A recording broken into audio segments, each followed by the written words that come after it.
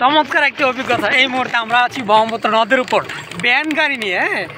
মানে আমাদের ব্রহ্মপুত্র নদ এইভাবে শুকিয়ে যাবে, খাল মানে খাল বললেও এটা ভিন্ন রকম হয়ে যায়, কারণ খাল দিয়েও তো মনে করেন যে গাড়ি চালানো সম্ভব না, ভ্যান চালানো সম্ভব না। তো ব্রহ্মপুত্র নদের উপর ভ্যান গাড়ি চালাচ্ছি, ভ্যানের উপরে আছি, চমৎকার একটা অনুভূতি। ঈদের পর ঘুরতে আসলাম, ঘুরতে এসে দেখি যে ব্রহ্মপুত্রে একটা অবস্থা। তারপর এখানে ভ্যান দিয়ে আসলে মূলত এপার থেকে ওপার ভ্যান দিয়ে মানুষ পার হচ্ছে, মানে একটা কী রকম একটা ঘটনা, ব্রহ্মপুত্র নদ পার হচ্ছে ভ্যান গাড়ি দিয়ে। তো সেই ভ্যানের উপর চড়ে ব্রহ্মপুত্র নদের উপর আছি।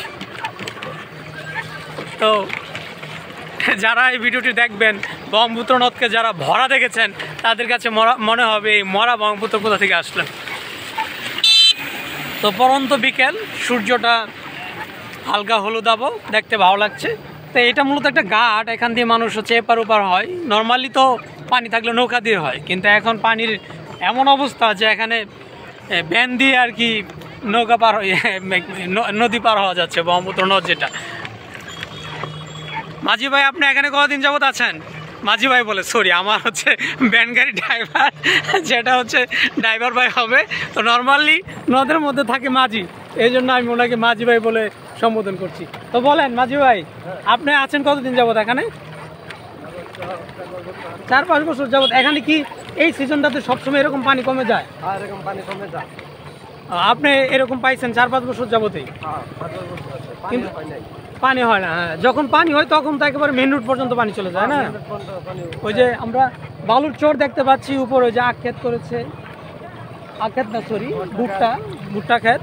তো ওই পর্যন্ত এটা তো মানে চর ডুবে যায় পানির তলে। কিন্তু এখন এতই পানি কমেছে যে এটা হচ্ছে সৌদি আরবের মরুভূমির মতো মনে হচ্ছে।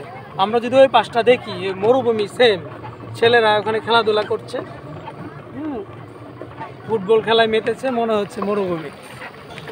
তো চমৎকার অনুভূতির সাথে দুঃখের অনুভূতি, আমাদের ব্রহ্মপুত্র নদটা এভাবে হারিয়ে যাচ্ছে। কিছুদিন আগে ড্রেজিং করেছে ড্রেজারে, কিন্তু আসলে কিভাবে করেছে, কেমন কাজ ছিল শুনেছিলাম 14,000 কোটি টাকার প্রজেক্ট, কিন্তু ওটার বাস্তবায়নটা কিভাবে হলো বা কিভাবে হয়েছে আসলে এটা বলা যাচ্ছে না, বুঝতেও পারছি না। মানে এই যে দেখেন ভ্যান নদী পার হয়ে যাচ্ছে, এই হচ্ছে আশ্চর্যজনক ঘটনা, আমি তো এর আগে কখনো দেখি নাই।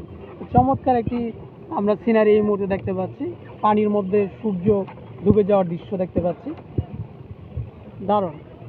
তো ইহা মূলত হচ্ছে বিদ্যাগঞ্জ বাজার থেকে আরও 4-5 কিলোমিটার দূরে, এটা ব্রহ্মপুত্র নদের ঘাট বললে হয়। বিদ্যাগঞ্জ বাজারে এসে, বিদ্যাগঞ্জ বাজার যদি কেউ আসতে চান তাহলে সেটা হচ্ছে ময়মনসিংহ শহর থেকে মুক্তাগাছা উপজেলা, সেখান থেকে অটো বা সিএনজি যুগে বিদ্যাগঞ্জ বাজার থেকে ব্রহ্মপুত্র ঘাট বললে এখানে আপনাদেরকে নিয়ে আসবে।